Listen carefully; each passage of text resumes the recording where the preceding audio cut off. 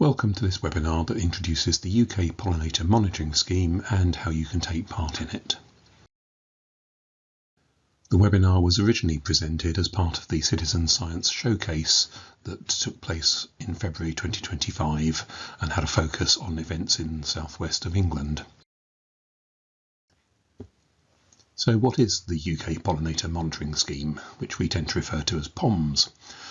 It's designed to generate systematic data on the abundance of pollinating insects, and we have lots of information already on the distribution of insects, but actually getting data on their abundance is quite challenging, and PoMS is running 2 large-scale surveys to try and address this and gather some more evidence. The scheme was originally set up as part of the National Pollinator Strategy that was introduced in 2014 for England, and there are similar strategies for the other UK countries. So, as I say, PoMS has 2 large-scale surveys, one of which occurs in a set of predefined 1 kilometre squares around the country and involves trapping for insects and collects some quite detailed data through that route. And we don't have time to cover that survey today. Today's webinar focuses on the flower insect timed counts, or FIT counts, which can be carried out at any location and anybody can join in with. So the FIT counts are designed again to help monitor the abundance of insects that are visiting flowers in your location. And the way that you take part in this is to find a patch of flowers and focus on one particular type of flower, and for 10 minutes you count all the insects that actually land on those flowers. You don't have to identify the insects down to species level. They're categorized to a broad insect group level, and we'll talk more about that later in the webinar as to how you can tell the different groups apart and give you some tips on that. The FIT counts can be done at any location where there are flowers, and lots of them are done in people's gardens or in local parks, but you can also do them out in the countryside or wherever you're able to get safe access to find some flowers. You do need to have good weather to do a FIT count, and for the monitoring scheme we can only accept counts between 1st of April and 30th of September. So there's a little bit of preparation to do before you do your first FIT count, all of which is covered on the PoMS website. There's a series of guides that you can download from there, including a recording form that you can print out if you want to have a paper form with you. There's also a free FIT count app that takes you through the whole process and provides quite a lot of useful help in going through the steps that you need to do to carry out the count from the app. You'll need to register on the app and possibly on the website as well, depending on what you want to do. And the other bit of preparation is that you will need a quadrat. So a quadrat is simply a way of marking out the 50 by 50 centimetre square that we ask you to focus on when you're doing your count. It's possible to buy quadrats, but they're also quite easy to make. We often make them from lengths of duct tape. If you measure out 4 50 centimetre strips of duct tape and then stick them together at the corners, that works quite well, and you can fold it up and keep it in your pocket for whenever you need to use it.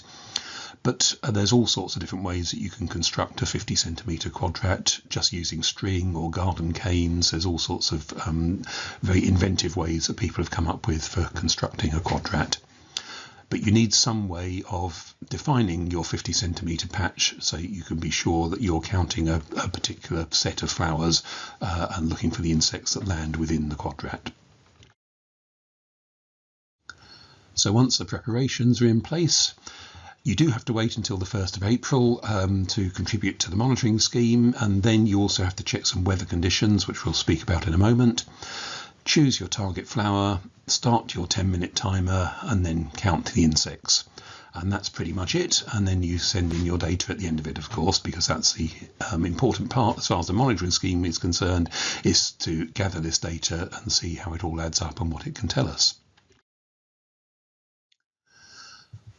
So for the weather conditions, there are some minimum temperatures that we ask you to wait for before you do your FIT count. If the sun is shining, then any temperature from 13 degrees centigrade or higher is suitable for doing a FIT count. If it's partly or completely cloudy, then you can still do a FIT count as long as the temperature is at least 15 degrees.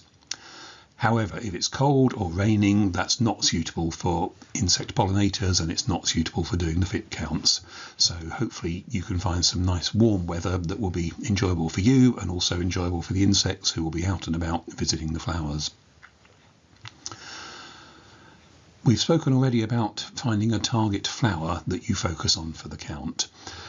And within your quadrat, you might have lots of different sorts of flowers, but we ask you to concentrate on just one type of flower that you have within the quadrat. There are a set of 14 target flowers that we ask you to use if you possibly can, and these include some quite common and widespread species such as dandelions and buttercups. And it's really good if you can find one of the target flowers from our list, because the more counts we get from those flowers, the stronger it makes our data. However, if you don't have one of the target flowers accessible to you, it's absolutely fine to use another flower, and that can be any flower that you wish to use. We ask you to take a photo of the flower that you have used and to tell us the name of it if you know it. If you're not sure of the name, that's fine. We check from the photos later on. But you do need to find a particular type of flower to focus on. 4 of the target flowers that we list that come into flower quite early in the season and are the ones that people most often find during April and May are shown on the slide here. So dandelion, buttercup, white dead nettle and hawthorn are all quite widespread flowers that you will see insects visiting. Within the quadrat, we ask you to count how many flowers are actually within your 50 centimetre square, so that we know how many flowers you are looking at when you're counting your insects. And counting the number of flowers does raise a slight question about exactly what it is that you're counting. And we do ask you to try and sort of specify whether you're doing one flower at a time or whether you're grouping them together into flower spikes. So for dandelion, you count each individual flower head as one, even though technically speaking a dandelion is actually made up of lots of tiny flowers. It looks like one flower and we ask you to count that as one flower. The buttercup is also quite straightforward. That's just a single flower and we ask you to count each buttercup. For white dead nettle, we don't ask you to try and count every individual flower, but instead to count each flower spike that's got open flowers on it. So for dead nettles, it is just a matter of counting the spikes. For hawthorn, we're back to individual flowers, which can be quite challenging because there can be an awful lot of hawthorn flowers within a 50 centimetre square. And if you don't have to be absolutely precise about this. You can make an estimate that's hopefully sort of reasonably accurate for the whole square, but you don't have to spend ages trying to count every individual flower as long as we've got a good idea of roughly how many there are. For things like hawthorn and some of the other taller growing plants, you might find that you need to sort of hang your quadrat at an angle or even vertically, and that's fine as long as it defines the patch that you're looking at and you can count the flowers within it. It doesn't have to be flat or anything like that. It just needs to define a clear 50 centimetre area. And here's a few examples with a quadrat made out of string. These images were taken by one of our colleagues, Richard Dawson, who has a very well-trained pollinator support dog to help him, but that's entirely optional. You don't have to have that. But you do have to have the quadrat in place, and here are some examples of the flower counts that you might end up with. So in this first case, the flower that Richard has chosen to focus on are daisies, and there are 22 daisy flower heads within his quadrat. In this second example, we're looking at buttercups as our target flower, and in this case, Richard counted 12 individual flowers within the quadrat. In the third example here, there's actually 2 possibilities. So you could just focus on the dandelion, in which case there's only 1 flower head within your quadrat, and that would be absolutely fine. You don't have to have your quadrat absolutely filled with flowers. As long as you tell us how many there are, it would be perfectly legitimate to do a count based on 1 dandelion in the quadrat. Alternatively, in this quadrat, you could focus on the 10 daisies, and you treat those as your target flower. But what we don't want you to do is to include more than 1 type of flower, so we wouldn't want you to do a count on the daisy and the dandelion. You should choose one type or the other. So you've got your quadrat in place, you're out there in nice weather, the flowers have been counted, and you're all ready to set your 10-minute timer and start counting the insects. So you do need some way of measuring the time. If you're using the FitCount app, it does that automatically for you within the app, but otherwise you might need to set a timer on your watch or your phone or whatever is most convenient. And during that 10 minutes, we ask you to count all the insects that actually come into contact with your chosen target flowers. So sometimes you might find that right at the start of your count, there's already an insect sitting on the flower, and in which case you would count that. You don't have to actually see it land, but if you can see it on the flower, it gets counted. And then any other insects that arrive during the 10 minutes also get counted as long as they actually land on the flowers. So we don't want you to count insects that just land on the leaves, and we don't want you to count insects that just fly past without stopping at all. They actually have to come into contact with the flowers that you're looking at. And ideally, we only want you to count each individual insect once. So if you see a bumblebee, for instance, that comes and lands on one flower in your quadrat and then moves to a second flower and a third flower, it still only counts as one if it's just moving around within the quadrat. But of course it might fly away and then come back again, and then it's very difficult to know whether it's the same individual or not. And all we can ask you to do is to make a best estimate. If you're not sure that it is the same, then it's fine to count it as a second bee. Having done your 10 minutes, there's a few other questions to complete that ask you about a simple habitat category and some simple questions about the weather, basically how much sunshine there is and how much wind there is. If you're using the app, it will store your results within the app, but when you're back connected to your Wi-Fi, you should make sure you click on the upload button for the results to actually get sent in to us. If you're using the recording form, then you'll need to go back to the PoMS website and enter your results in there. And on the website, you can see the results coming in, and you can access your own results and download them if you wish. There's one other question at the end of the app or at the end of the website form, which asks you whether you're involved in any of the listed local projects. And this is a list that's growing over time. There's a number of local groups around the country that are making use of FitCounts. And if you are involved in one of these groups, you can make that link by tapping on it in the app or choosing it on the website. And that means that your count will then be available to the people that are organising this particular project. And since we're in the Southwest for this webinar, I thought I'd highlight 4 of the local projects that are happening in the Southwest. And these are mostly local groups, so the green communities in Plymouth are using the FitCounts there, and you can link into that project if you're involved with them. The Bradley Bug project is doing all sorts of interesting things to get people interested in insects and pollinators and doing some conservation work as well as getting involved in the counts.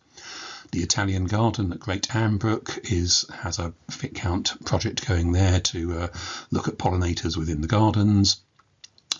And then the West of England Community Pollinator Fund has been working with a whole range of community groups across the region.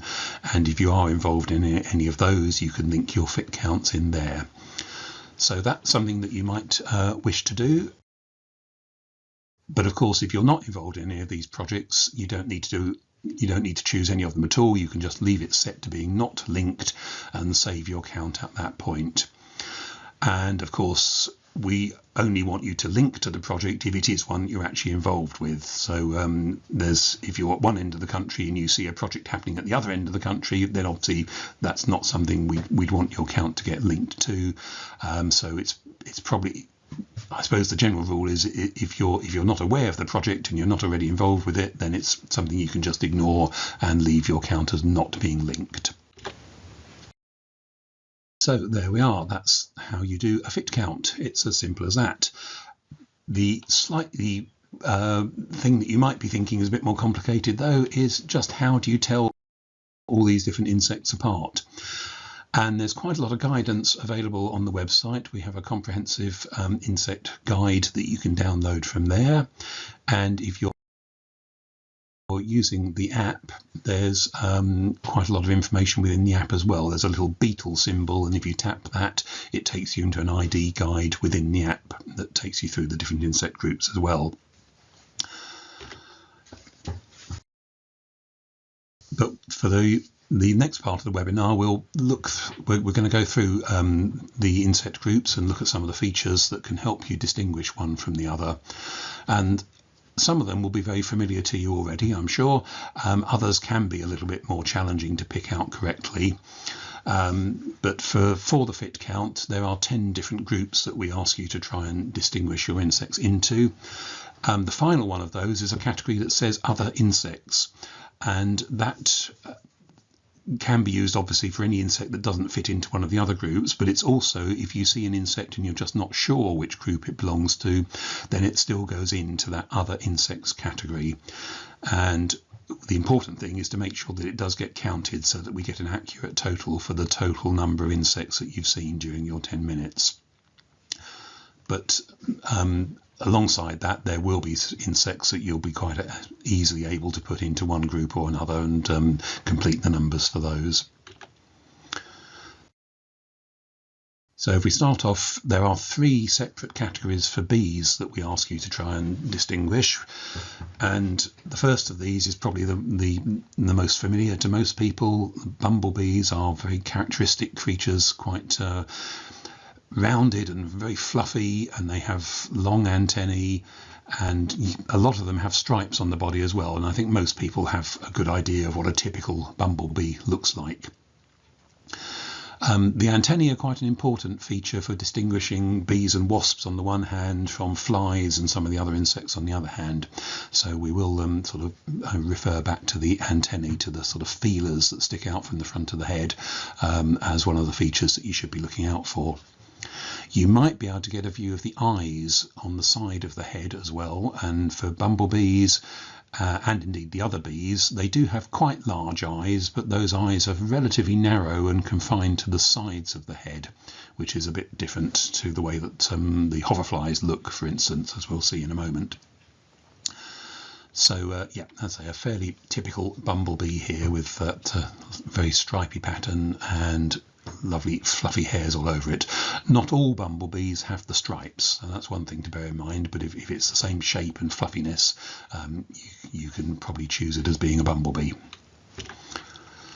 So here's another example, not quite such a clear photo this time, but you can still see the long antennae sticking out from the front of the head and the fluffy hairs all over the body. This is quite an early spring photo of a bumblebee just sheltering on the daffodil flower here.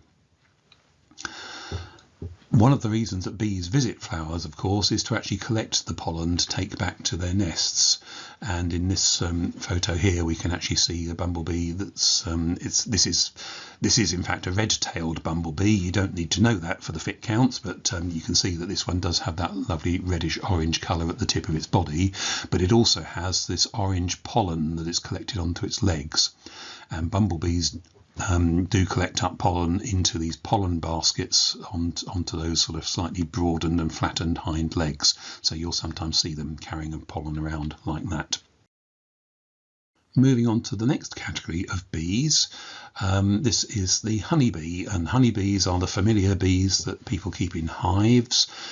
There are occasionally colonies that establish themselves in the wild, but the vast majority of honeybees that you see are basically farmed creatures that people keep in hives, and that can provide wonderful honey resources that we make use of, as well as for their own young.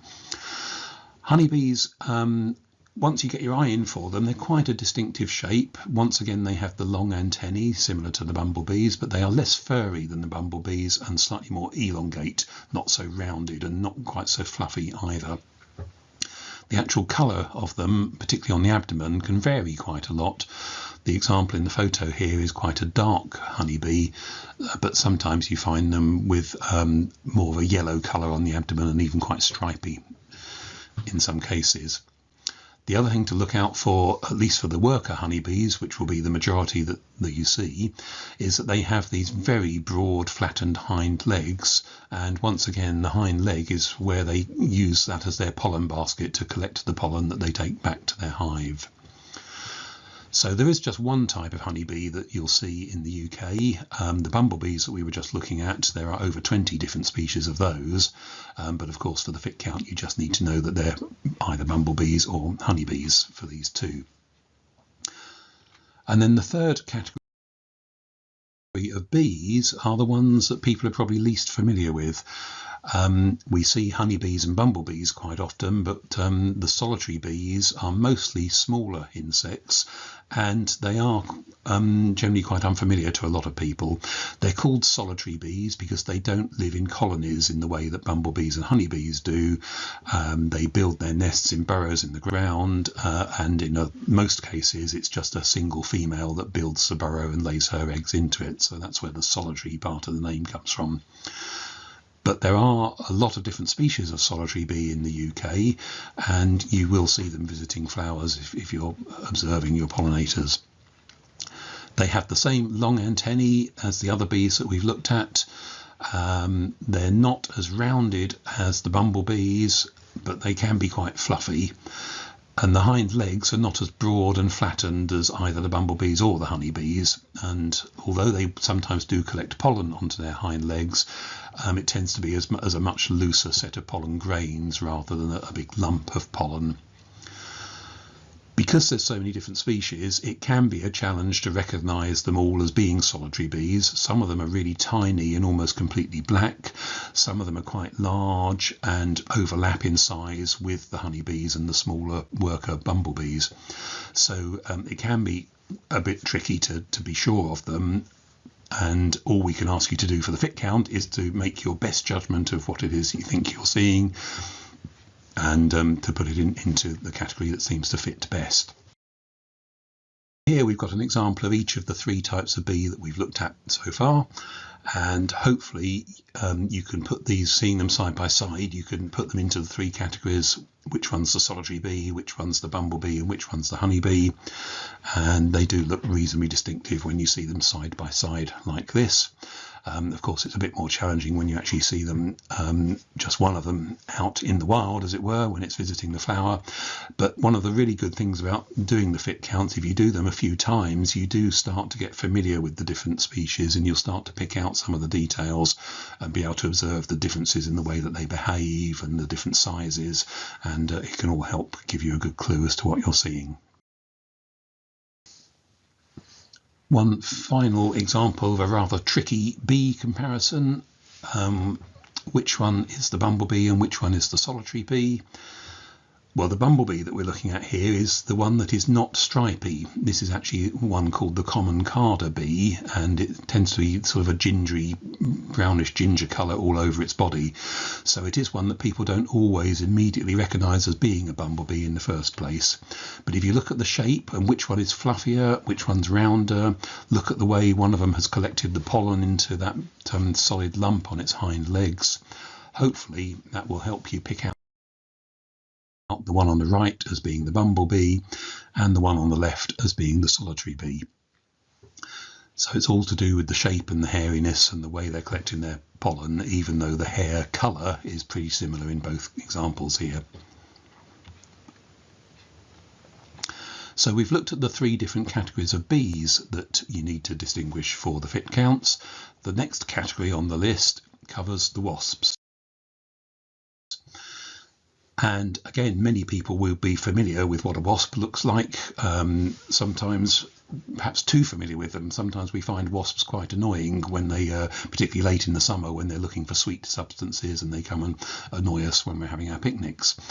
But wasps do play an important role as pollinators, and they actually feed other insects to their young. They're quite active predators of other insects, so they do some very useful pest control work for us as well. So there's lots of good reasons to want to have wasps around.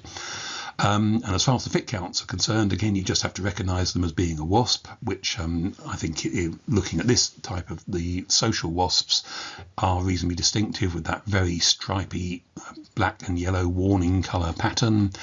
They're not as hairy as the bees, and particularly if you look at the legs are much slimmer and less hairy than the legs of the bees. And they're not collecting pollen. They will feed from flowers, particularly on the nectar in the flowers, but they don't collect the pollen up, so they have no need of a pollen basket on the legs. So they're usually a bit more shiny than most of the bees are. So the social wasps, the picnic wasps if you like, are reasonably familiar and distinctive. Just as with the bees, though, there are a range of solitary wasps which are a bit less familiar to us and come in quite a lot of different shapes and sizes and colours. Some of them are stripy black and yellow, as in the example we're looking at here. Some of them are completely black. So again, they can be a bit of a challenge to pick out, but if you look for the long antennae and the fact that they are generally a bit more shiny and not so hairy, that will hopefully give you a clue that you're looking at a wasp rather than a bee.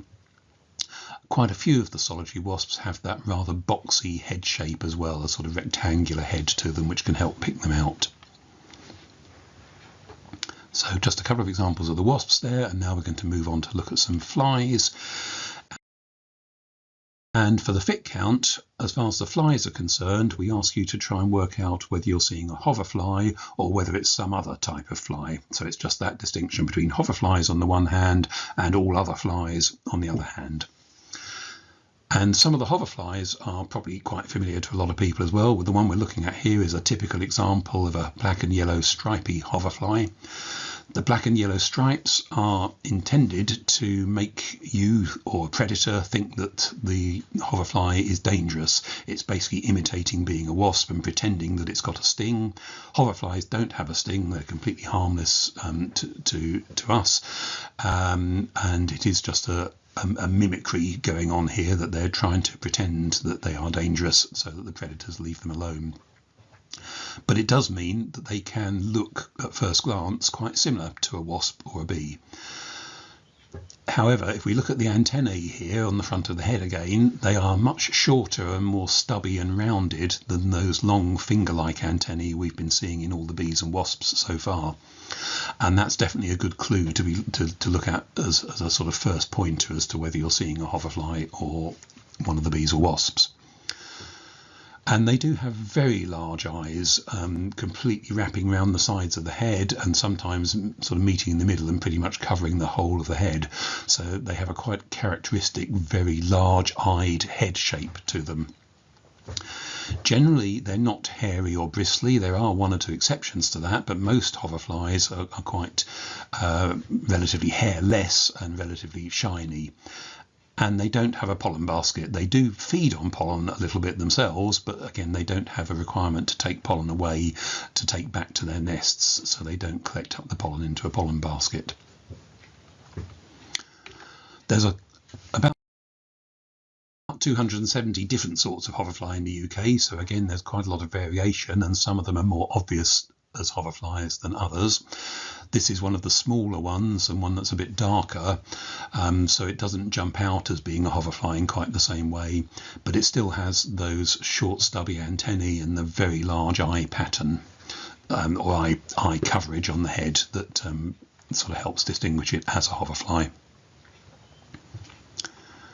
I said just now that hoverflies aren't usually hairy, but there are one or two exceptions where a hoverfly is doing a good job of pretending to be a bumblebee, and some of them are absolutely fantastic mimics of bumblebees.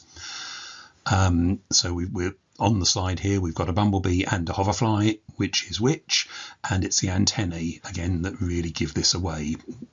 The hoverfly manages to match the colour patterns and the hairiness of the bumblebee really, really well, but it can't match the antennae. So we are looking at the hoverfly at the top right here with those short stubby antennae, and the bumblebee bottom left with the long finger-like antennae. There are also some differences in the legs as well. The hoverfly does have narrower legs and doesn't collect the pollen basket onto that hind leg like the bumblebee does. So there will be some that will try and catch you out, but again, all we can ask you to do is look at them as closely as you can, particularly check for those antennae and try and get them into the category that you think matches best. Another example of really good mimicry, one of these is a hoverfly and one of these is a honeybee, and just in terms of their general appearance and colours, they do match really, really well. But you won't be surprised to hear that it's once again the antennae that help give it away, so that we've got the honeybee on the left here with the long antennae and that really broad hind leg, and the hoverfly on the right with much shorter antennae. The hind leg is actually slightly broadened in this one, that's part of its mimicry, but it's not as flattened and wide as the honeybee. So these are some quite tiny details, I guess. The antennae is probably the most obvious one, and some of the other things are a bit trickier to see, and particularly when the insect is moving around, they don't always cooperate and let you see exactly what you want to see on them. But the other thing that you can look out for is the behaviour as well. The hoverflies and bees do behave in quite a different way in the way that they fly, and the sounds that they make, the buzzing that bees make can be quite distinctive. So once you start watching your flowers and getting a bit familiar with what's visiting them, you'll soon start to pick up on these differences, and that will help you work out which category to choose. Moving on from hoverflies then, we said that the only other fly category is other flies, in which you include everything that's not a hoverfly basically, and it is a bit of a process of elimination to identify the other flies. So first of all, if you've decided it's not a bee or a wasp, then it's going to probably, if it's winged and visiting flowers flying between them, it's probably going to be a fly, and then if it's not a hoverfly, then it's probably going to go into the other flies category. And as we were saying, hoverflies do hover, and that's definitely one thing to look out for. They're not the only flies that hover, but they do it a lot more frequently than most other flies, so that if you're seeing a fly that's hovering between flower visits, then there's a very good chance it'll be a hoverfly. All flies, including hoverflies, do only have one pair of wings, whereas bees and wasps have two pairs of wings, but that's actually quite hard to see in the field, which is why I've not mentioned it until now. But sometimes if your fly is being cooperative, you might be able to see that it's just got one pair of wings, and that can help give you a clue that it's definitely not a bee or a wasp. Yeah, and then it's just a question of trying to work out whether it's a hoverfly with those really large eyes, and often with a stripy pattern, but not always. And the other flies quite often tend to be a bit more bristly than the hoverflies generally are. So if you see a really bristly fly sitting on a flower, there's a good chance that that won't be a hoverfly. It'll go into the other flies category. So just taking us back to a hoverfly for comparison again, with those short antennae, really large eyes, not very hairy, usually quite shiny, and the hovering flight. Okay, so that's covered the main categories of the bees, wasps and flies, which are likely to cover a lot of the insects that you will see visiting flowers. There are a few other categories on the list for the fit counts, one of which is butterflies and moths, which I'm not going to show any examples of. Most people are quite familiar with what butterflies and moths look like, and they shouldn't be too difficult to pick out from the other insects. But we will look at this last distinction here between beetles and other insects.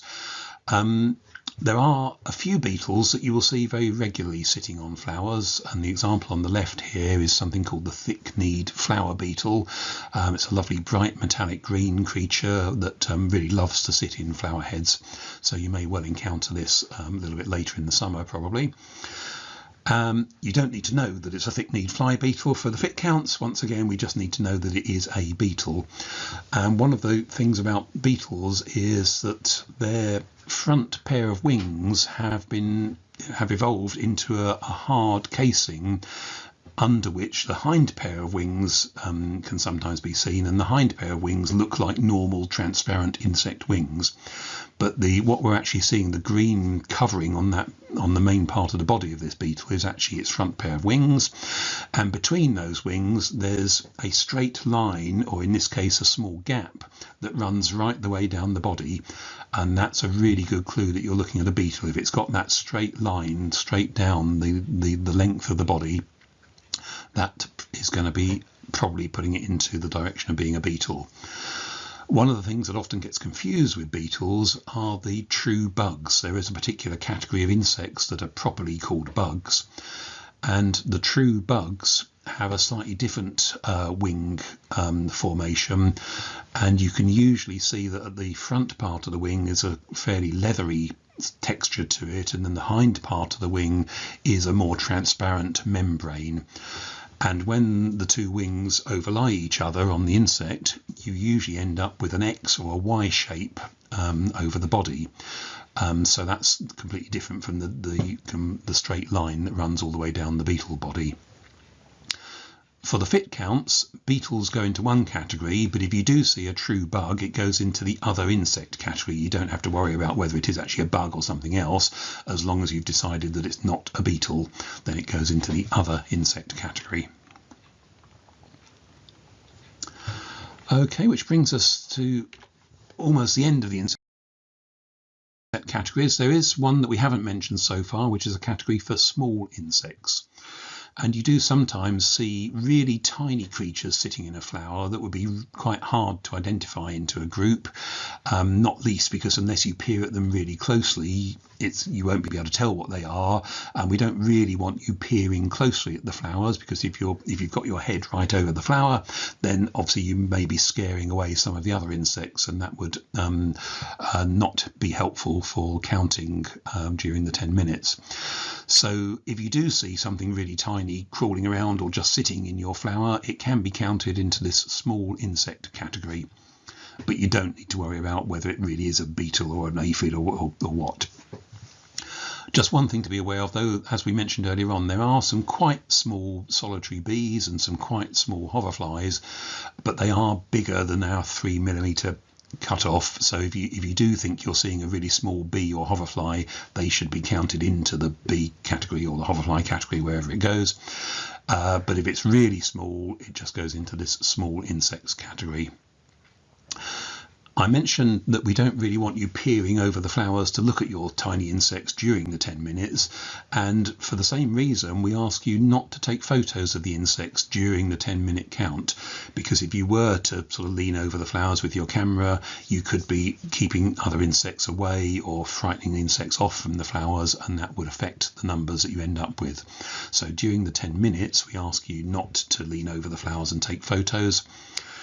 If you're using the website, you can add a photo after the 10 minutes if you want to record some of your insects and just give us some information on what you're putting into the different categories. You can do that on the website, but it is entirely optional. You don't have to take photos of the insects at all. And which brings us back to our final insect category, the other insects, and this is for anything that doesn't fall into the beetles or the bees, wasps or flies. If it's one of the other types of insect, then it goes into this category. And you can also use this category for any insect that you're just not sure about and you can't work out what it should be. It is important, though, that you do still count your insect if it's landed on your target flower, and if you're not sure what it is, it can go into this other insect category. However, we do want this to be insects rather than things that aren't insects. So if you see a spider on a flower, or occasionally you'll see a snail on a flower, you don't count those at all. They're not technically insects, so they don't go into any of the fit count categories. So that's taken us through all the insects. And remember, as we just said, if you see something you can't identify, please make sure you still count it in the other insects category. And the other thing to sort of pick up on here is that particularly early in the year, if you do get keen and go out in April and you've got some decent weather in April, you might still find that you don't actually see any insects at all during your 10-minute count. And that can be a bit disappointing if you've gone out hoping to see lots of insects and you don't in fact see any. It can feel like a bit of a disappointment. But please do still send in your results. If you have done the full 10-minute count and not seen anything, that is still important data for the monitoring scheme. So yeah, please do send in the 0 count if that's what you get. And then hopefully as the weather warms up later in the year, you'll see plenty more insects to keep you interested later on. And the other thing I should say, which I don't think we picked up earlier on, is there is no rule about how often you need to do fit counts. If you just want to do it once and leave it at that, that's still making a good contribution. Some people like to do it on a regular basis, once every month or even once every week. And if you do wish to do that, that's absolutely brilliant. It obviously gives us a really good run of data for the monitoring scheme. But there's no rule about it. It's up to you to choose. And some people do a lot of counts for a while and then give it a break and then do a lot in another section later on. All of these things are valid. In our analysis of the results, we take into account how the different counts are sort of arriving at different times during the year, and it all does make a contribution. So for the final part of the talk, I wanted to sort of pick up on what is actually coming out of all this activity, and it is a lot of activity. The Pollinator Monitoring Scheme started in 2017. That was a bit of a pilot year, so we didn't get a lot of activity that year, but since then activity has increased pretty much every year. 2023 was our highest peak so far. 2024 was just slightly under the number of counts. But over time it has generally been growing, and obviously we're very keen for as many people as possible to take part in this. So we have over 16,000 fit counts submitted so far, and nearly 3,000 hours worth of people watching insects, which is great, but what is it actually telling us? And there's quite a lot of information is beginning to emerge from this, and here are just a few sort of patterns that have started to come out of the data. Some of these might seem sort of quite obvious conclusions, but it's good to see that the data is actually supporting it. So for instance, if your quadrat contains a lot of flowers, you tend to see more insects than if your quadrat contains fewer flowers. And that might seem completely obvious, but it might not have been the case. It is possible that if you've only got a few flowers, you actually get lots of insects coming to them because they can't find anything else. However, that's not what the data is actually showing us at the moment. It is showing us that the more flowers you have in your quadrat, generally the higher total of the insects is. We are picking up some differences in the types of flowers that the different insect groups visit. So there tend to be more insects overall, and especially more of the hoverflies visiting the more open flowers, the ones that have a sort of flat flower head like hogweed and bramble, compared to the closed flowers, things like lavenders and dead nettles, which don't attract so many insects as a whole, but can be really attractive and important for some of the bees. Bumblebees in particular, their numbers are higher on the closed flowers. Bumblebees have got quite long tongues and they can reach right the way into these flower tubes and pick up nectar from the base of them. As you might expect, you get more insects when it's nicely sunny and when the wind isn't too strong, so that's coming through in the data. And there's also a question that we ask you about whether your quadrat flowers are isolated from other flowers or whether they're part of a sort of big flower bed or patch of wildflowers.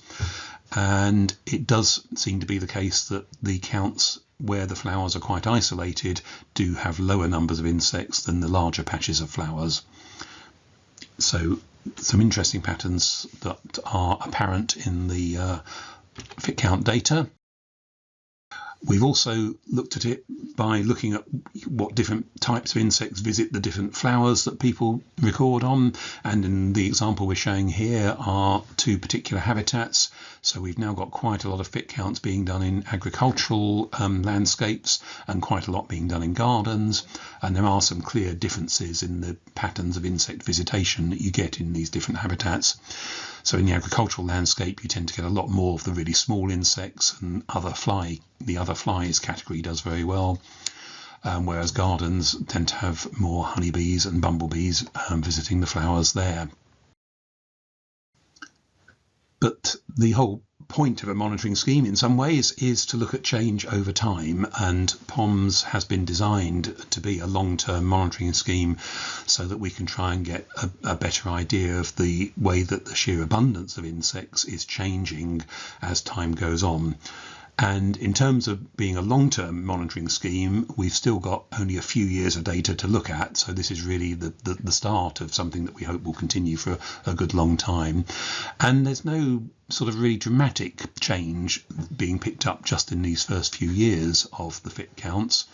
But you can see that there are some patterns that are starting to emerge. Exactly how they're going to continue and exactly what causes the changes is another question, of course.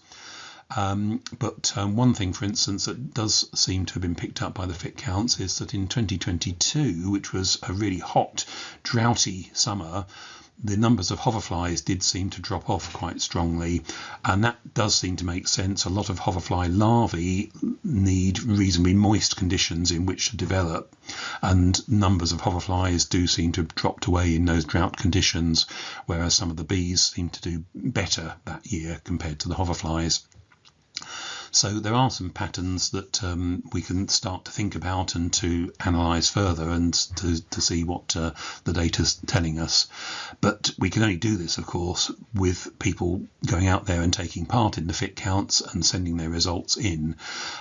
So that, of course, is part of the reason for us doing these webinars and trying to contact everybody who has an interest in this and encourage you to take part if you possibly can. Which brings me pretty much to the end of the webinar. Just to say thank you to the large group of organisations that form the PoMS partnership. As you can see, a number of the other organisations that have an interest in pollinating insects are involved, alongside some academic institutes and conservation organisations. So we're very grateful to all our partners for their support. And there are the various contact details there that please do get in touch if you want to find out more about the Pollinator Monitoring Scheme and what it's doing and how you can get involved. But we'll bring the webinar to an end there. We do get some really encouraging feedback from people just saying how much they enjoy spending a few minutes sitting and relaxing and watching insects, and I think that is something that we certainly find ourselves. It is an enjoyable thing to do, so hopefully you get some reward out of taking part in this, as well as providing this really important data that feeds into the analysis and then goes on to be used in a range of other contexts. It is a set of data that the various UK governments are very interested in, and the results do get communicated in all sorts of different ways from there. But to find out what's going on and keep up with all the latest news, do keep checking into the PoMS website and sign up to join our mailing list. And do get out there and have a look for some pollinating insects and enjoy yourselves doing that. Okay. And thanks very much to the Citizen Science Showcase for hosting us on this occasion. And that brings us to the end of the talk.